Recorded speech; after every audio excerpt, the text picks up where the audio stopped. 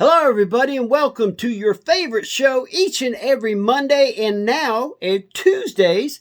That's Rasslin and Racin, brought to you by Ardensburg Grill in Central South Carolina. Go by, see Donnie and Angie. And folks, I went by there. I took my mom by there this past Friday, and she and my daughter got the peach burger. I'm telling you, folks, they ordered two to go. That's how good it was. Two to go.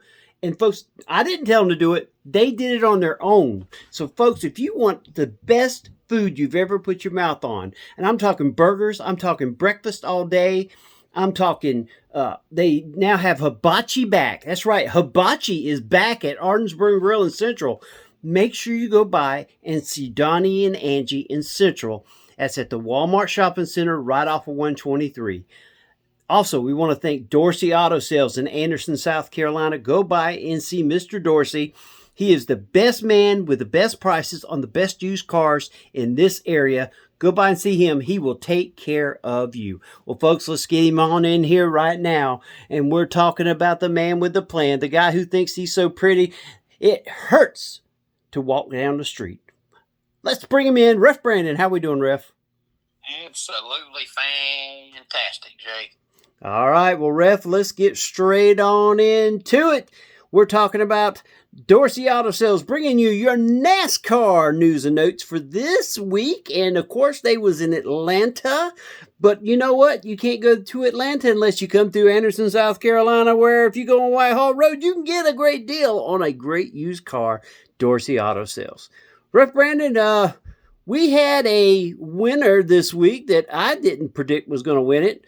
Ford got the 750th win as a automaker, and we've got some jumbulation up in the points.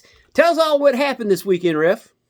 Yeah, Ryan Blaney comes home with the win. It's his second win of the year, followed by Christopher Bell, Carson Hocevar, Ty Gibbs, Eric Jones rounds out the top five, and then 6 through 10 we had Shane Van Gisbergen, Austin Dillon, Tyler Reddick, Joey Logano, and Chris Buescher. Now, I know it means nothing, but one of the odd things that you'll see is that Cody Ware actually got fastest lap yesterday. I know it means nothing, but, since Cody Ware never runs up front, you wouldn't think he would have the fastest lap, but he did. But now, after yesterday, we only have 6 races left in the regular season, and Denny Hamlin and Tyler Reddick, I believe, are the only 2 guys that have clinched a playoff spot. And Denny Hamlin leads Tyler Reddick by 24 points now. So Hamlin is starting to pull away with the regular season championship. But yesterday's winner, Ryan Blaney, is 3rd. Now, the funny thing is, Kyle Larson is 6th, but he has not won a race this year. And you don't think about Kyle Larson being 20 races into a season and not winning a race, but he hasn't. If I'm not mistaken, he only won 1 race the last half of last season, and he only won the championship because of, the bad luck for Denny there at the end of the race. So Kyle Larson, I think, has only won 1 race in the last calendar year. And at one time, he was the guy that won 5, 6, 7 races a year. But the other shocking thing is Chris Buescher is 7th in the points, and he has not won a race. So I think it's clear that Chris Buescher, even though he don't get the notoriety of Brad Keselowski, he is the most consistent driver for Roush Fenway Keselowski. He makes the playoffs either every year or is just on the outside looking in every year, but only wins a race about every 2 years, but somehow manages to be top 10 about all the time. But now after yesterday, we have Eric Jones is in 16th place, so he right now would make the playoffs if the playoffs started today, but he's only 8 points ahead of Joey Logano. So Logano, once again, making that late season push. Logano always finds a way to just hem-haul and lollygag and be just good enough to make the playoffs. And then when the playoffs start, he either wins it or he's a threat to win it every year. But Bubba Wallace sits 13th. And I bring his name up because he actually finished the race 3rd yesterday, but got penalized for going down below the yellow line because now that Echo Park Speedway is a plate race. That yellow light is illegal. And he went down there trying to win the race because it was 3 wide on that last lap. So Bubba Wallace goes from 3rd to 29th, I believe is where he ended up finishing yesterday because of that. So he is 13th in the points, but maybe a little bit higher had he finished in 3rd, but he's still looking pretty good as far as making the playoffs. All right, folks. Well, there you go. That's our recap from yesterday. And Rep, while I got you on the phone, me and you are NASCAR fans, and I saw a tweet this past week, and I made reference on it and got a lot of traction off of it, and people agreed with me. A couple didn't, but I want to get your thoughts. Kentucky Speedway was built with the hopes that NASCAR was going to be there at least once a year. They ended up getting, I think it was 2 races a year for a couple of years, 2 or 3 years, and then went to 1 race a year. And now NASCAR is no longer there. And there was a guy that had took pictures of how bad Kentucky Speedway has, over the last 3 years, has become.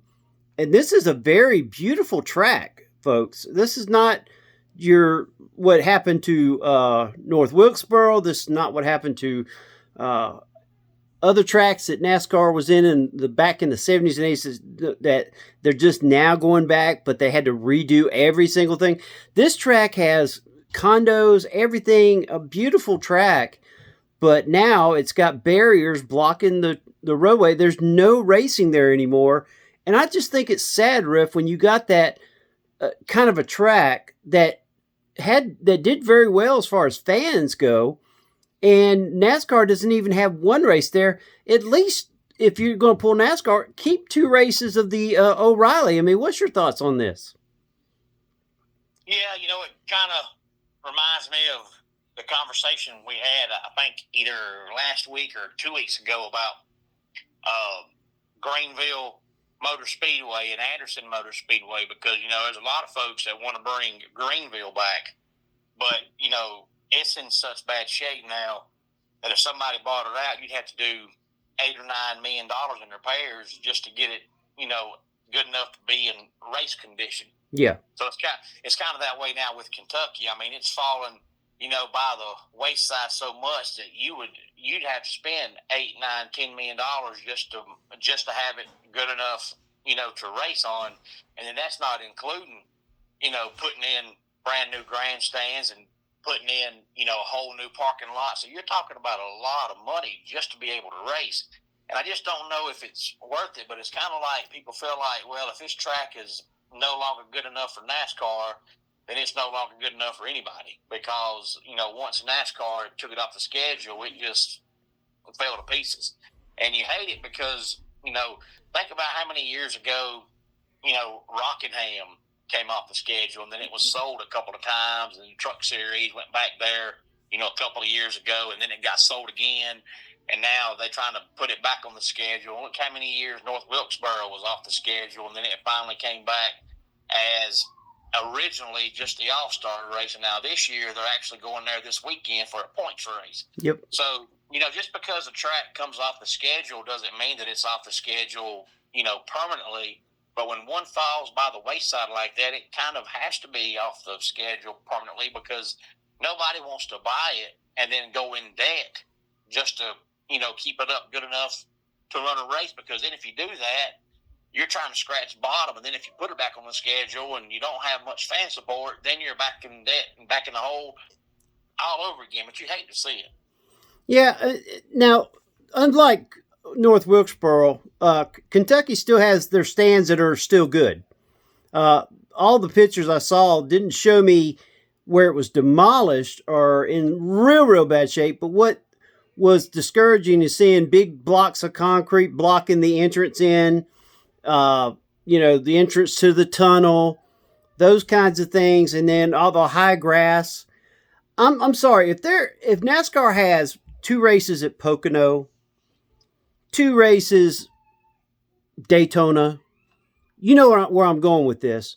Why can't you take one of those races from Pocono and rotate it between a Rockingham and a Kentucky, where every other year the other one gets it. So though you might not be there every year, at least you know you got NASCAR coming in for one every other year, and then make it to where you also have the Busch Series come and be there twice a year, or even the truck and the ARCA. I mean, there's so many things, but once you get NASCAR there, you know you're going to get the legend cars and some of the other things that come with a NASCAR being it. There'll be, advertisement. I just wanted to get your thoughts as far as that goes. Yeah, I've heard for years, you're talking about Pocono, I've heard for years that some fans complain about Pocono being boring, but the NASCAR insiders say that Pocono, year over year, still brings in, if not a sellout crowd, close to a sellout. And they claim that they still sell merchandise there and people still buy tickets there. And, of course, if you're not a NASCAR insider, all you can do is take their word for it because you don't have proof whether they're right or wrong. But if that is true, that from an outsider perspective, we might not like Pocono, but if they're making money going there, they're going to continue going there. But I'd be okay if they took Texas off the schedule. I've said for years that to me, Texas is probably not the worst track, but I'd say it's probably the worst, regular track as far as, not a road course, not a super speedway, just a 1 or 1.5 mile track. I would say that the worst one to me is Texas. So I'd be okay if it was off the schedule permanently, but they keep going there, and it ain't had a good crowd in 15 years. Yeah, and Charlotte's getting rid of the Roval, which I'm glad. And if they're going to do 2 races at Charlotte, get rid of the Roval. I mean, I'm sorry, that was the worst idea I've ever seen. Now, if you want to do a Le Mans or something like that there and do all that kind of stuff, that's fine and dandy. But NASCAR at Charlotte needs to be an oval race, not a Roval race. Yeah, I think they did it just to see, how it would do. Kind of like, Bristol tried the dirt, and then they realized, hey, this ain't working. So now they've, taken it away. So I don't think Charlotte will have that Roval track much longer because the first year was kind of a success, and then it's kind of fallen off after that. And something else they could do, since they're rotating the NASCAR All-Star race, whatever track loses the second race of the year would get the All-Star race. So you still would have 2 races, but you would get an All-Star, which is a non-points race. Now, Pocono couldn't do that for the simple fact they don't have lights unless they decide to do that. But I think it would be something that you could do because, you also got that big track out in California that's not being used anymore that NASCAR left, which neither one of us liked it either. Chicagoland just recently got back put on because Chicago was a street race, So, there seems like there's just a lot of opportunities. We've added the one down in Georgia, Road Atlanta, which is, there's just so many races. I think that I understand they're trying some things, but I think that, if Kentucky put all that money into building a NASCAR track, what was it? I think it was 12 years ago, and NASCAR raced there for 7 years. It did well, but they take the one race they had and gave it to a different track, only because that track was owned by Bruton Smith LLC. I just think somehow that, there should be a better way of doing it and not taking everything away and making sure that tracks that, because I know for a fact Kentucky put in millions of dollars to have that track built to entice NASCAR to come there. They come there. The fans were there. They did well. Now, from what I understand, there was only 3 sellouts, but the rest of them were close. I don't know anything about merchandise and stuff like that, but I'm sure they sold merchandise.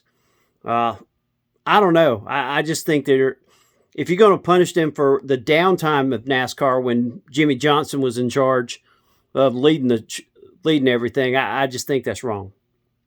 Well, I think we're going to be seeing, more and more of it, and I hate it, but, NASCAR is not going to become a year-round sport, and they can't become a year-round sport. But, this year they went to San Diego for the first time, and recently they went to the Chicagoland, as you said, street race, for the first time. And now they're going to Iowa, and now they're going to Nashville. So they're bringing in all these new racetracks that fans want to try. But if you go to new racetracks, the only way you can do that is to take a race off the schedule somewhere. Otherwise, you're racing every week of the year. Yeah. So in order to go to new places, you're going to have to take off somebody old. So I think we're going to be seeing more and more racetracks come off the schedule unless they make it to where they only go to every single racetrack one time.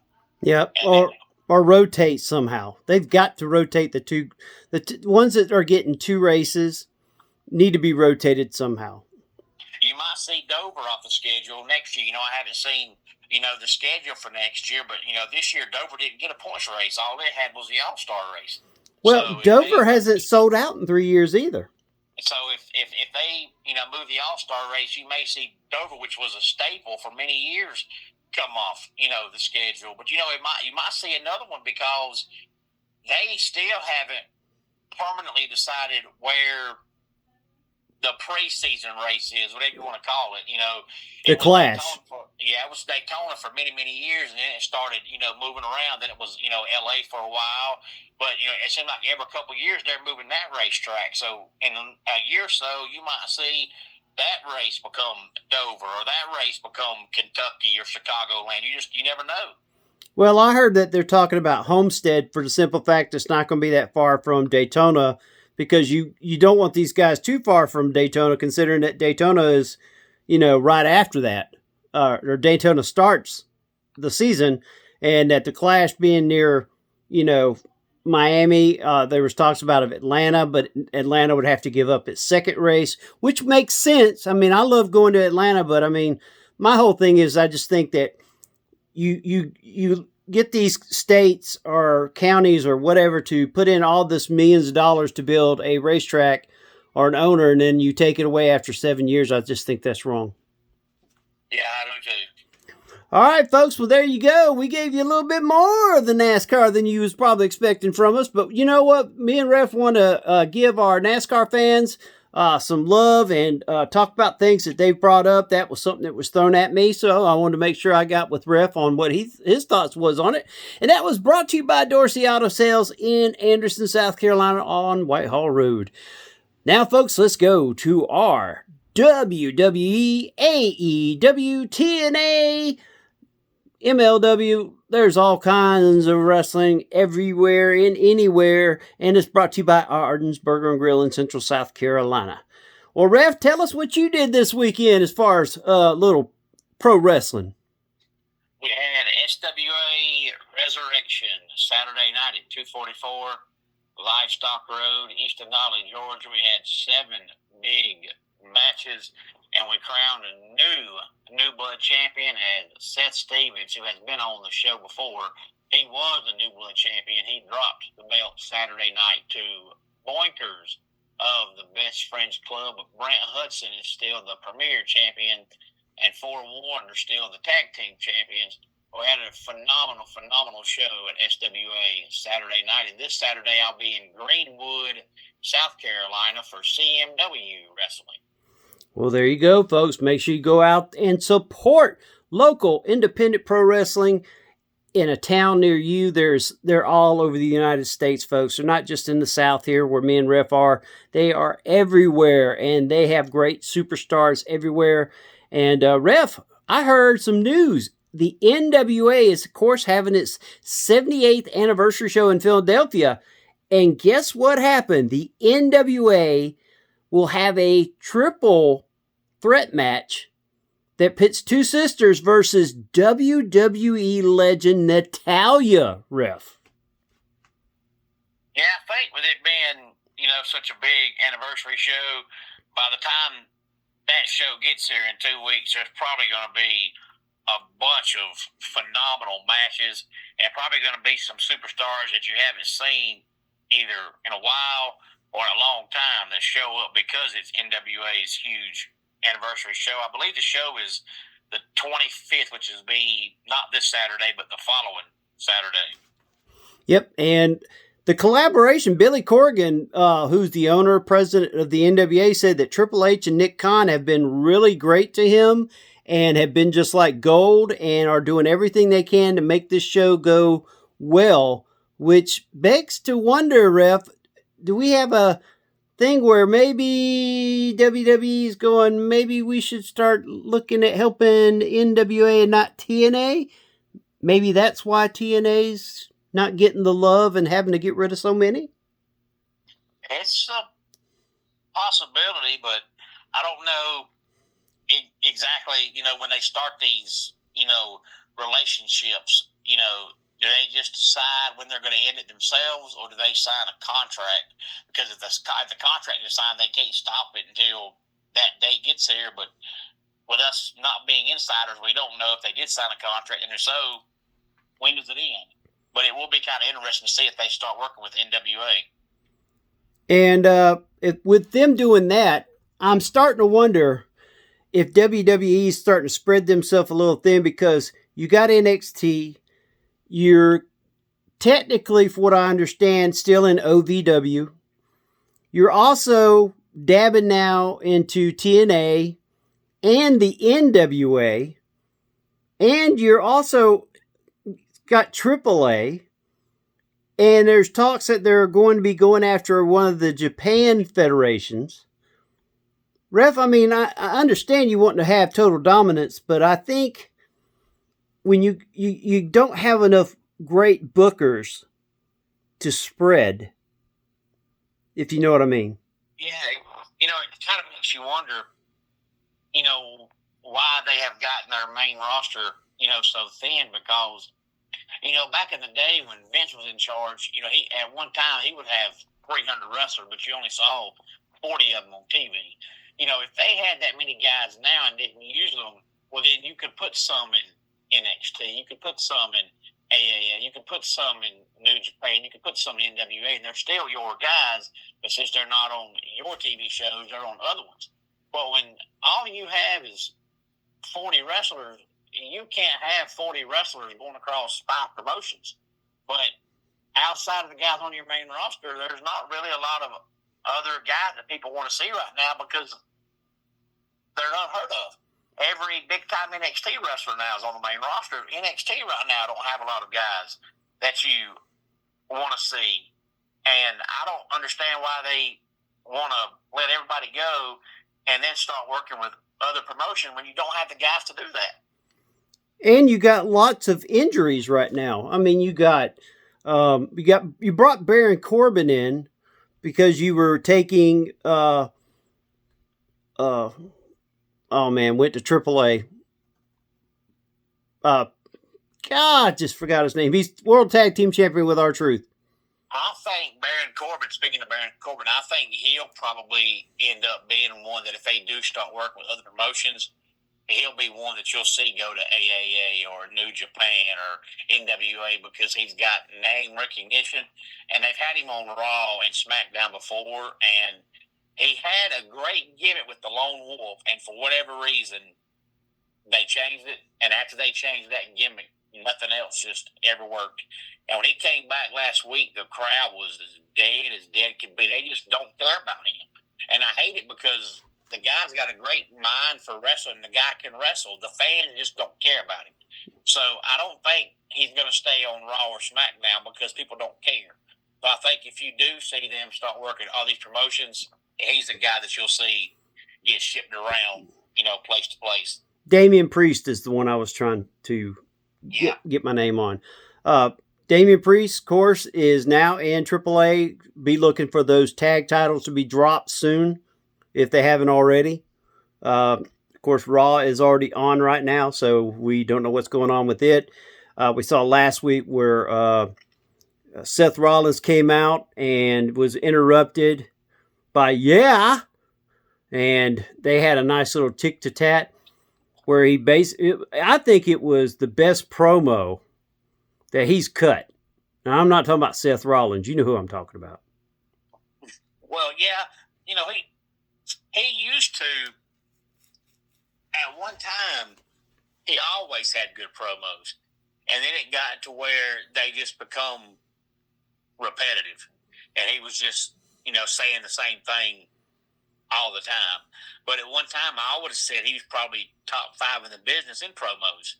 But he just got dry, and that's why we've discussed before. Him and I always say he's not going anywhere because he just got dry and he just got stale and he got robotic. So it would be nice to see him get unrobotic and unstale and go back to the way he used to be. Well, there you go, fans. And Ref, I want to bring up some wrestler names, and you tell me if you see them being a superstar, staying where they are, or getting cut right after WrestleMania next year. First one is Ethan Page. I think he's got main event potential written all over him because he's a great wrestler and he makes you hate him. And he's also got a YouTube channel so you can get to see him outside of, wrestling. And he's also great at promos. So I don't think there's anything that he doesn't have. So I think he's got main event written all over him. Next guy, Dragon Lee. I think in the ring, I think he's main event potential, but I think he stays where he is because for whatever reason, I don't know the reason, but for whatever the reason is, most of those masked guys never get past the mid-card level status, and I think he's just going to be another one that falls right in that category. You don't think they'd send him to AAA? I mean, I know he wrestles there on the occasion now, but I think he's going to end up back at AAA. I think he'll go back, and I think they'll probably try to make him a main event guy at AAA.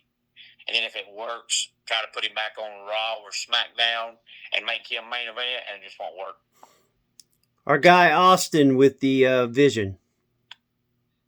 Austin Theory, I think he's bound to be a mid-card guy, and I think he's a phenomenal wrestler.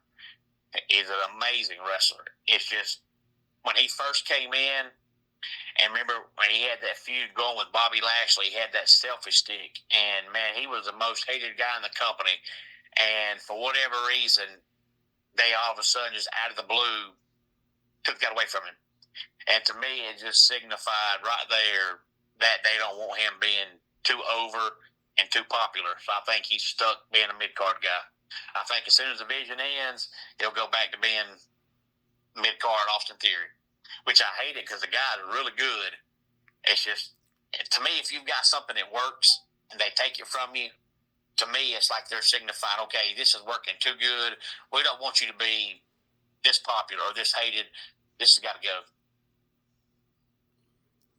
All right, we're going to shift over to another company, Hangman Adam Page, who did say he made a stipulation if he lost, he would never go after the world title.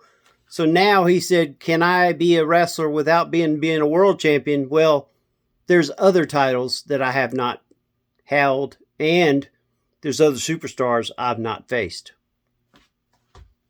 Yeah, you and I talked about that stipulation when that match happened. I said, that's just stupid because, this now used to be back in the day, it didn't matter. Back in the day, you can go back and watch wrestling, and you had bukus and bukus of guys that never won a world title, and nobody cared. Yep. They still considered you a great wrestler. But nowadays, if you don't win world championships, people don't care how many mid-card titles you won. They just don't. So to me, you're punishing yourself by not going after world championships, because if you don't, people don't look at you as one of the best. But if you do, then the stipulation from that match was absolutely pointless.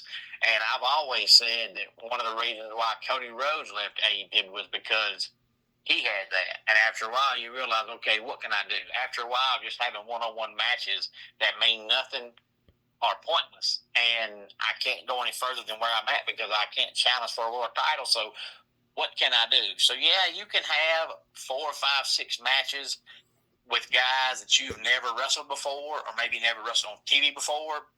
But then after that, what are you going to do? Become a tag team wrestler? go after a mid-card belt. So to me, that stipulation was stupid, and I think Hangman's a phenomenal wrestler, but I didn't understand that stipulation and still don't. But to me, he's going to be stuck being a mid-card guy because you're not going to be a main event guy when you can't win world championships. All right, Jack Perry, who, as of right now, they're saying it could be 2 years before his tag team partner, Luchasaurus, can return due to health issues. Yeah, but all the drama backstage that Jack Perry's caused over time and his size, I don't think he can be anything but a mid-card guy. Well, he just signed a new contract, folks, so we know he's not going anywhere, at least not for the next 3 years. Yeah, and plus, you'd think that he would, hold back hope that eventually his partner, would return. So he don't want to seem like he's doing too much and leaving him in the dust. But you just don't see many guys his size be consistent, long-term main event guys. So I think he's a mid-card guy. Athena should be main eventing not just on the Ring of Honor side, but she should be main eventing on the actual AEW. I agree. But, it kind of goes back to our NASCAR talk a while ago. Athena's a phenomenal wrestler, but AEW has so many female wrestlers that if you put Athena in a main event angle, who's going away? Because you can't have but so many women in the main event spotlight. And Athena deserves a spot, but who goes away? Thekla, Chris Statlander, Mercedes Moné? I mean, who goes away? So if Athena gets a spot, then somebody that has a spot, that deserves a spot, has to lose their spot.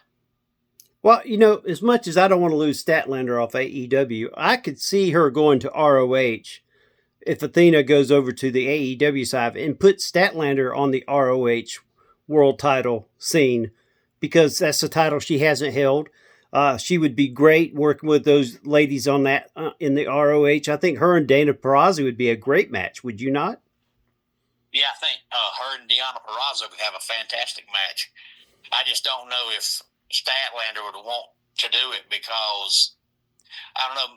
She's already taken a back step right now as it is. Yeah, I was going to say, with us being outsiders just talking, to them, since Ring of Honor doesn't have its own TV network, it doesn't have its own pay-per-view, getting sent there may kind of feel like a demotion. Well, it does have its own pay-per-view. They do them, but they only do theirs quarterly. Am I correct on that? They do it every 3 months?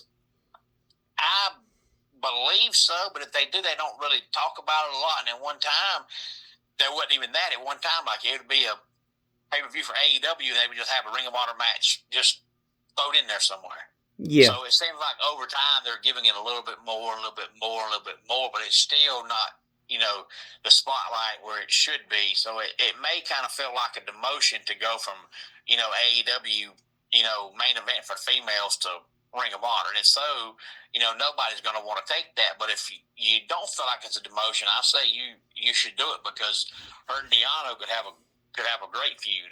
Yeah, and they would be on TV. I mean, they do. Now, if you don't have ROH, which you can get through HBO, but you can also go through My AEW, and it's a YouTube channel, and you can get it there. The AEW is also, like WWE, has added other promotions. They're actually telling other promotions, and Rev, I don't know if you want to tell Southern Fried or some of the other ones. AEW is allowing some of them to get on their channel with their superstars. So, that's something that a lot of people could look into, which is called My AEW. And you can watch there. I just think that Statlander, instead of sitting at home like a Britt Baker or something like that, would rather be in the ring, even if it's the ROH World Champion, which does have prestige based on the past, maybe not as much as the future. I just think for her, that would be better to keep yourself going and do something like that than just sit on the sidelines and get a paycheck. I don't see Statlander being that way. And, you and I have talked about it before with Chris Statlander. You and I both think she's a phenomenal wrestler, but it seems like with AEW every time they start doing something with her, they stop. And she's on TV, and she's gone. And she's on TV, and then she's gone. And she wins the belt, and she loses it. So to me, I would rather be, Ring of Honor and be, a prominent weekly TV fixture than be on AEW and be on TV for a while and then be gone for the next 2 months. Yep, I agree. Wholeheartedly. What's going on in TNA, Ref? Have you been able to watch a little bit of it? I know the Hardys are still tag champs. They'll be going their next pay-per-view. We got Tommy Dreamer. Tommy Dreamer's gone. Road Dogg has supposedly started getting into the process of helping them with their bookings and storylines. What's your thoughts on TNA right now if you've had a chance to watch it? I still think they've got, potential, and I still think they're going the right direction, but they're going to have to hurry up and find a permanent booker, whoever it is, because you can't, continue going when you don't really have anybody, booking the show and running, the show, for you. But I think it has potential, but a couple of TNA guys, Frankie Kazarian is going to be wrestling for NAWA, which is on the backside of Georgia, coming up on the 25th. And I believe his tag team partner is going to be AJ Styles' son, Avery Styles, who just debuted a couple of weeks ago. So Frankie Kazarian seems like he's just not wanting to slow down as long as he's, been around. But I just wish TNA would get somebody to permanently book the show for them and get, I know they're on TV, I understand that, but be on a TV channel that everybody has to where everybody can access you, because most people don't have that channel. And if you don't, the only way you can see TNA is you can get on YouTube about once a week after their TV show airs and find about a 20-minute highlight package that shows different, like 30-second clips of the entire show, but it's not enough to really keep you up to date with, what's going on. So you're only going to go so far when people can't access what you're giving them. Yep, and one thing about NWA Power, because folks, like I said, we're spreading the love here. NWA Power is now on Tubi. So not only are they on Comet, they're on Tubi, which basically means if you got Roku, you can see NWA Power at different times on different days. So if you miss it on their normal day, you can go back on Saturday. So Thursdays and Saturdays, NWA Power is starting to grow, and I'm starting to wonder if that's why WWE is all of a sudden getting a little interest in them. Yeah, and I think being on Tubi is a great thing, because this day and time, just about everybody has a Roku, and if you have Roku, it pretty much comes with Tubi. So you ain't got to pay for it, and you pretty much can't say you ain't got it, because just about all you can buy now as far as TVs goes is a smart TV. Yep. So unless you got one that's lasted you 30 years and you got a modern day TV, you've got a Tubi on your TV. Or Comet. Yeah. And Roku, actually, TNA's got a Roku channel, but the problem is it plays stuff from 2009, 2007, 2012, 2021. It depends on the day. They do show the show 2 weeks after it really aired, so you can get the recent stuff, but it usually takes a week or two before they show it. Yeah, that's the bad thing about that channel. Is two bad things is they focus too much on 2009 to 2015, which I know was the glory days of TNA wrestling, but you kind of can't grow the modern product by showing the old product. And the other thing is, if you have that channel, there's no TV guide to it. It's just you see what's on. So there's no way to know when something new is going to come on. So you have to keep it on there all the time and never turn it. Otherwise, something new might come on and you didn't see it. Yep. And something else that I wanted to bring to everybody's attention whenever you're going on there is there's a lot of other wrestling that's showing up. MLW is now on Roku. I don't know if they're on YouTube channel yet. I understand they're working on it. And then, of course, there's several that have went into Roku that are working on independent things. OVW now has not only YouTube, but they are working on getting a Roku channel. So a lot of the wrestling groups are getting on YouTube and Roku based on what I'm finding out. Yeah, I was talking about CMW earlier, and they're trying to get a Roku channel, up and started. And I would do it myself if I had access to it and knew how to do it, but I don't. But there are a lot of people that, are trying to do that now because of the fact everybody has a Roku and everybody has Tubi. So if you're on Roku, anybody that wants to watch you can. So they can't use the excuse of, well, I couldn't find it. Well, I ain't got that channel. Because if you got a TV, you have that channel. Yep. All right, folks. Well, this has been a great night of talking wrestling and racing. We did a lot for both of them. And, Ref, where are you going to be at this week? Greenwood, South Carolina for CMW Wrestling. That stands for Carolina Main Event Wrestling. Showtime will be 7 o'clock Saturday night. There you go, folks. And is the boss going to be there?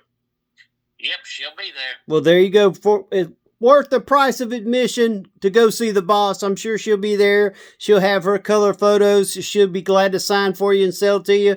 And of course, for him to be there now, I would say he has some color pictures, but he's blind, so it doesn't really matter. He would sign your boot. He would sign your hat. He'd even sign your underwear if you give him enough money. So everybody get out there, support pro wrestling, independent pro wrestling.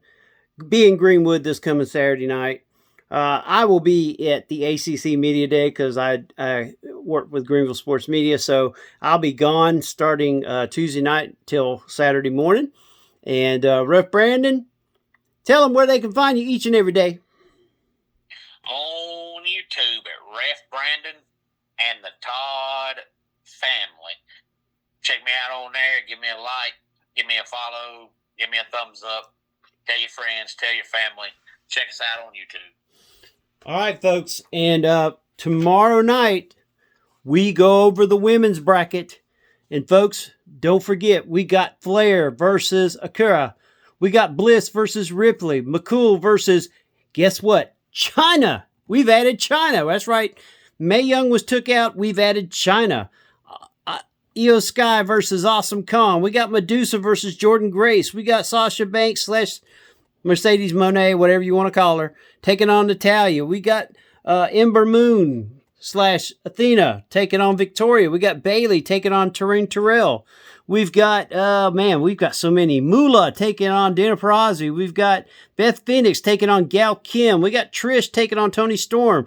We got Becky Lynch versus Bull Nakano.